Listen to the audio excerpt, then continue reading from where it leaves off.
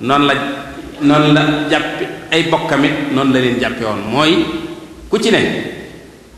la nga séq ak moom dana fexe ba jox la ko ba mat sëkk bu seet yo bu la gëjee gis moo lay seetil boppam diirub li mu koy mën lépp bu la nammee moo lay seetil boppam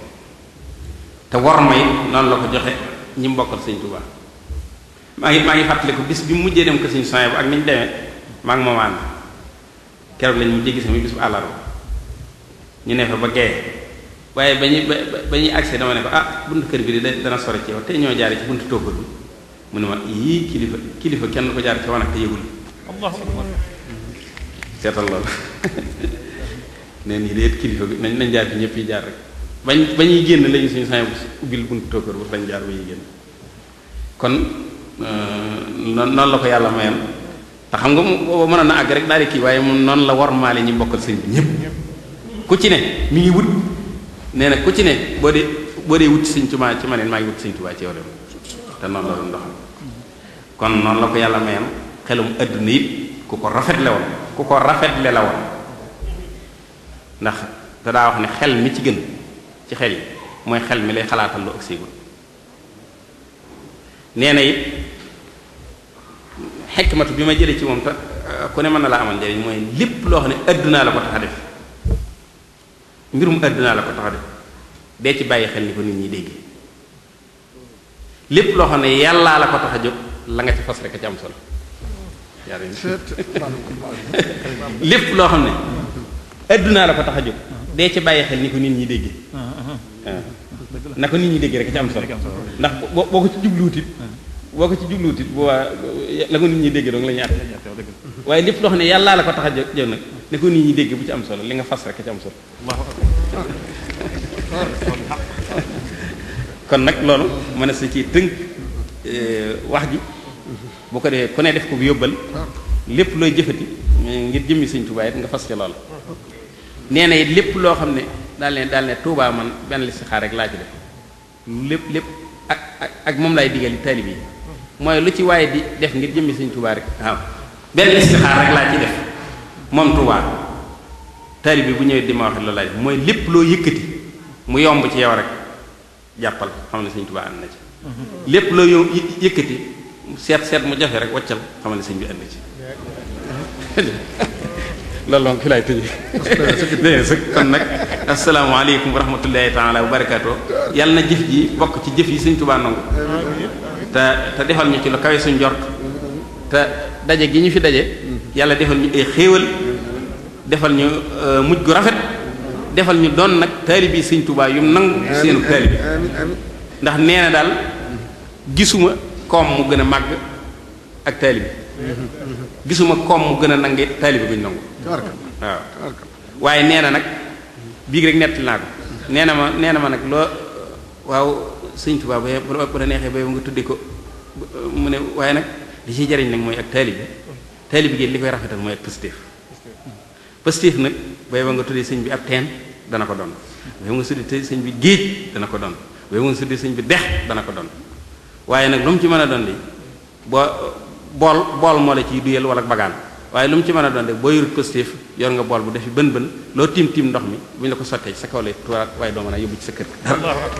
kon nag yàlla nu yàlla dimbali ci positif dimbali ci taalibe wa kullu aamin wa antum bi xayrin assalaamu aleykum wa rahmatullahi taala alhamdulillahi rabbil alamin wasalaatu wasalaamu ala ashraf almursalin nabiyina muhammadin al amin wa ala alihi wa sahbihi ajmain fadilatu cheikh almumathil lil xalifati al aam Serigne Sidi Muxtaar daamat tawfiqaatu assaada mumathili al usar addiiniya asxaabul maali al wuzara wa nuwaab mumathili al axsaab alsiyaasi al xisb al xaakim wal muaarada al xaflu al karim fi al bidaaya ismaxu li أن أرحب بكم ضيوفا أعزاء في رحاب هذه القاعة وفي هذه الساعة. ومن باب لا يشكر الله من لا يشكر الناس، أخصص الشكر والامتنان لشيخنا شيخ حمزة بن شيخ عبد الأحد صاحب هذه المبادرة الطيبة، وله خدمات أخرى مماثلة. كما أخصص الشكر لجميع المعاونين له من بعيد أو من قريب، الذين أبوا إلا أن يشركونا في هذه اليوم العظيم الذي نحاول فيه إبراز جانب لتعاليم شيخنا الشيخ عبد الأحد رضي الله عنه. فهذا إن دل على شيء إنما يدل على رغبتكم الشديدة في الخير وشجاعتكم للسعي إليه. أيها السادة، إنه لمن الصعب للغاية أن يتحدث المرء بشكل عريض عن شخصية الشيخ عبد الأحد وحياته في هذه العجالة، لأنه بحر لا نكاد نحيطه إلا في جلسات وأيام، بل لا نبالغ إذا قلنا في شهور وسنوات. لم لا؟ وهو الخليفة الثالث للمريدين، وقد تزامن خلافته عصر العولمة والانفتاح العالمي، عصر السرعة والتكنولوجيا،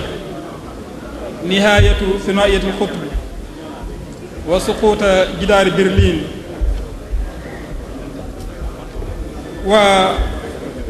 وظهور النظام الجديد تحت زعامة الولايات المتحدة الأمريكية، وكل ما تعنيه هذه الحوادث التاريخية وتداعياتها. لأجل هذا وساك سنحاول بإيجاز إلقاء الضوء على شخصيته رحمه الله ورضي عنه، وكذلك فلسفته النظرية والعملية المتمثلة في حكمته كزعيم الدين وإنسانيته كمسلم معاصر وسياسته كمواطن صالح. ولمراعاة الوقت سوف نتناول النقاط التالية: نبذة وجيزة عن حياته، بعدا من إنجازاته، فهمه للدين والحياة،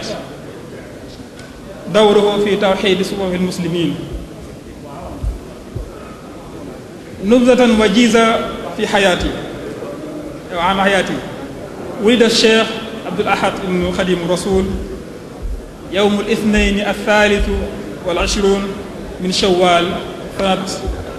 1331 هجرية، المصادفة